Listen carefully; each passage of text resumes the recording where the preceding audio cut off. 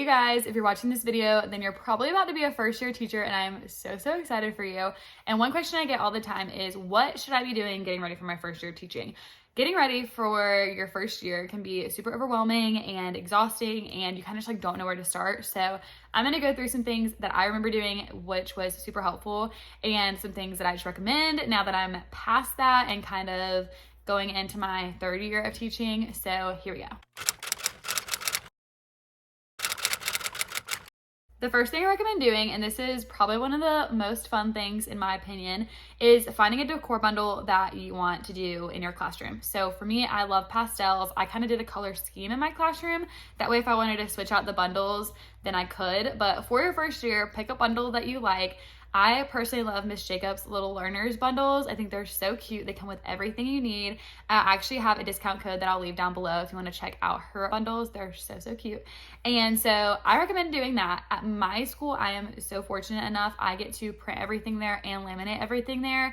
I know that's not the case for some of you guys, so I think it'd be super helpful to go ahead and find a bundle, print it out wherever you can, and then go ahead and laminate it all and get all of that ready so that when you do have access to your classroom, you already have your bundle, all of that stuff done and ready to go. For me, I started in the middle of the year, and so I had to kind of do that as I was setting up my classroom, and that just made everything take a little bit longer because I spent like a whole day doing that. So if you have access to be able to do that now, go ahead and do that now, and you may not use all of it, but I would recommend going ahead and doing all of it because this year I used things that I thankfully already had laminated and cut out that I didn't use last year, but since last year I went ahead and did the entire bundle, I was able to just like pull it out mid-year and be like, oh, I'll put the shapes up now. So do all of it if you can, but I definitely think that's one really fun thing that you can go ahead and start doing, picking that out, and then you kind of have an idea of what you want your classroom to look like. For me, I chose the Spotty Pastel bundle, so I knew, okay, if I go to Target or Walmart or Hobby Lobby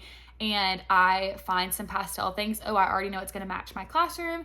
And of course, you don't have to have a pure aesthetic classroom or something that matches, like, you know, but I just think it's fun, and I personally love having it all match and kind of in the same color scheme. So that was just something that I loved doing, and if you like doing that too, then that helps to already have your bundle and everything done. The next thing I recommend doing has more to do with actually teaching. So I recommend finding out what curriculums your school uses.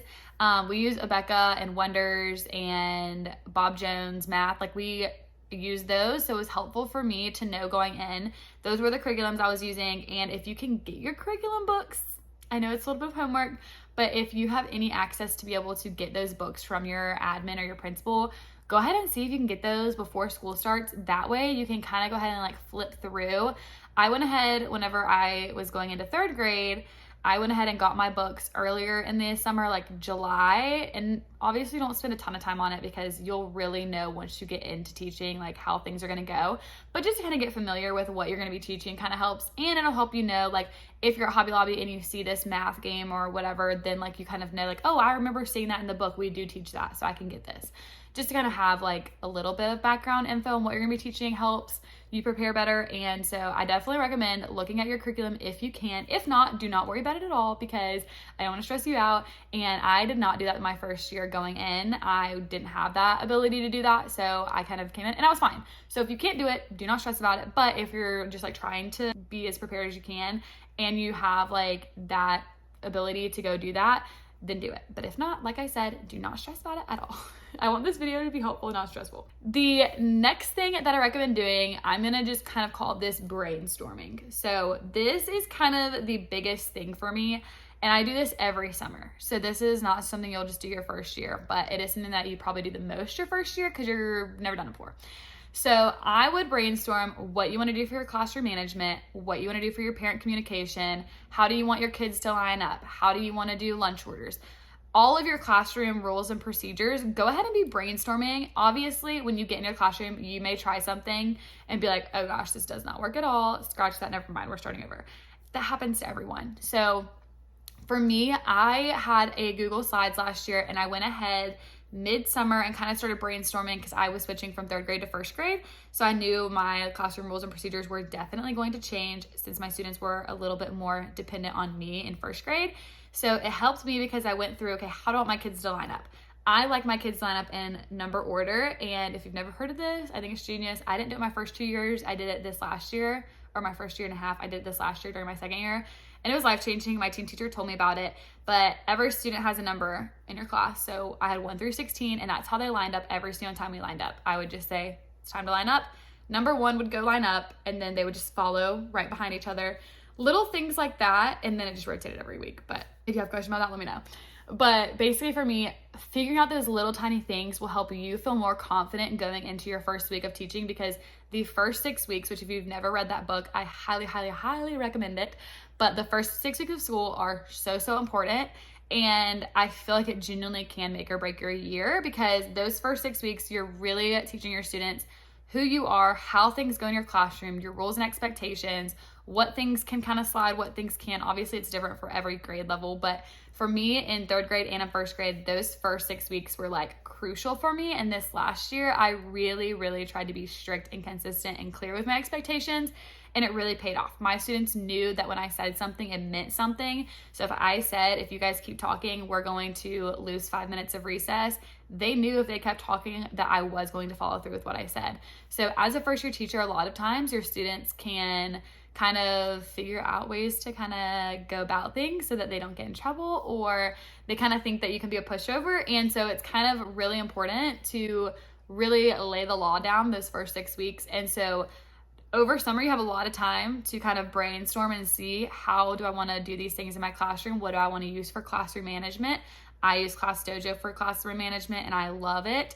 I also use it for parent communication. So at the beginning of the year, I tell my parents, you can contact me through Class Dojo, so they know just to message me on there. I also go through how Dojo works with each of my parents. So each of their children will have a little Dojo monster, and they get dojos and lose dojos. So maybe that doesn't work for you. Maybe you want to try it out. You can go ahead and download Class Dojo and see if you like it. There's like a little demo class on there, so you can kind of like explore what all you can do with Class Dojo.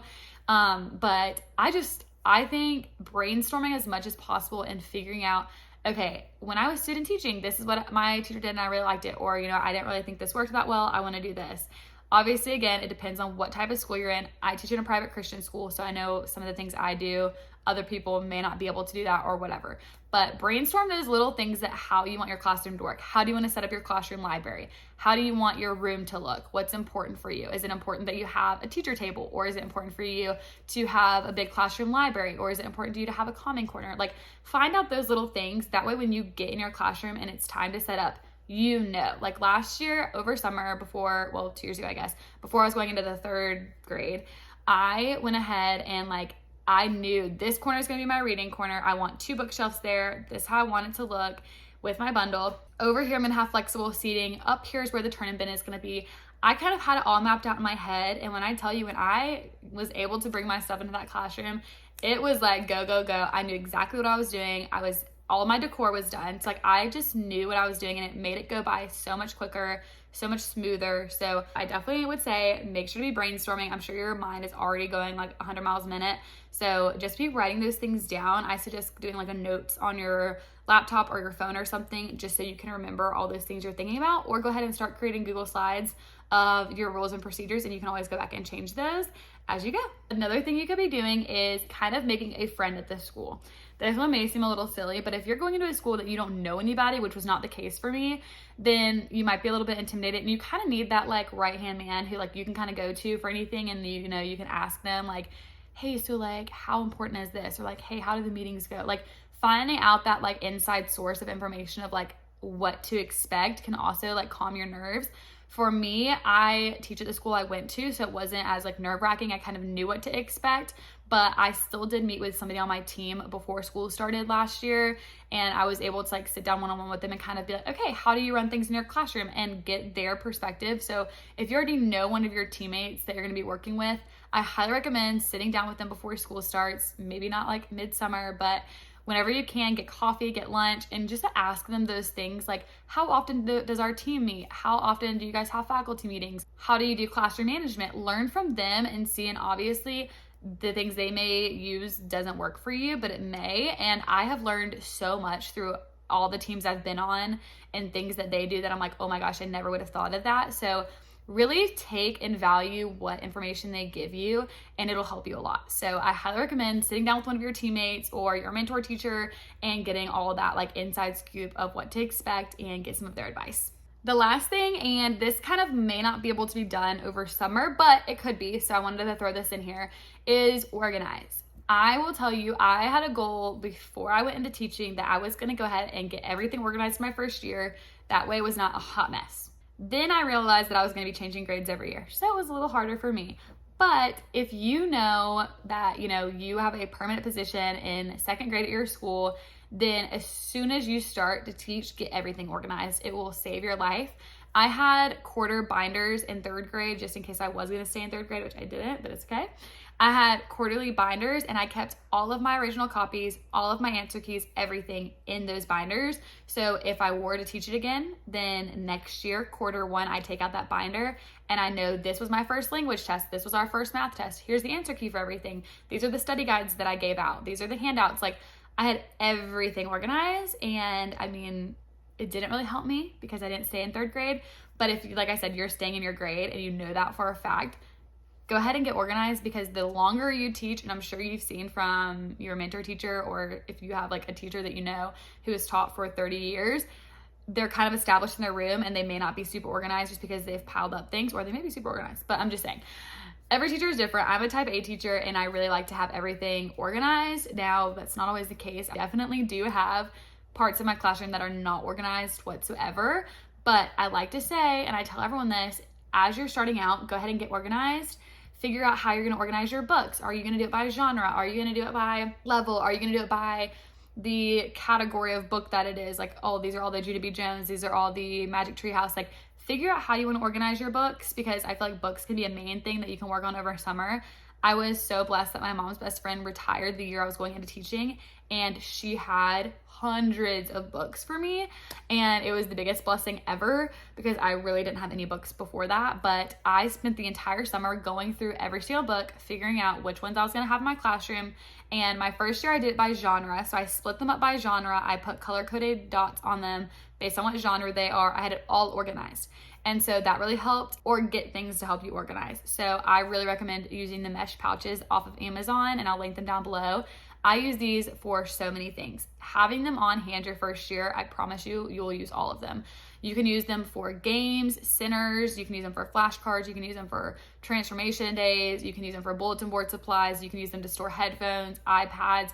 I mean, you could think of anything to use them for. So I just have these standard sizes, and then I also this past year got the big sizes that I could use for some things. So it really wouldn't hurt to just add a bunch of those to your classroom wish list. And so I definitely recommend trying to organize as much as you can and trying to think about how you want to organize your classroom, because it'll definitely help you throughout the whole year figuring those things out. I also know it's the beginning of June, and I'm sure a lot of you have already done this, but if you haven't, definitely make an Amazon wish list. It saved me so much money. I had so many kind people donate to my classroom. Post it on your Facebook, have your mom post it on her Facebook, post it on your Instagram. Like, you would be surprised at how many people want to donate to your classroom. And if you have an Amazon wish list and you want to leave it below, I'm going to be surprising people all summer buying things off of their classroom wish list. And just to say thank you for following along. And also, I'm just super excited for you to embark on your teaching journey. And if you have any other questions about teaching or anything, I would absolutely love to answer them for you and kind of be a source of information. No pro by any means, but I have taught for 2 full years and then half of the year.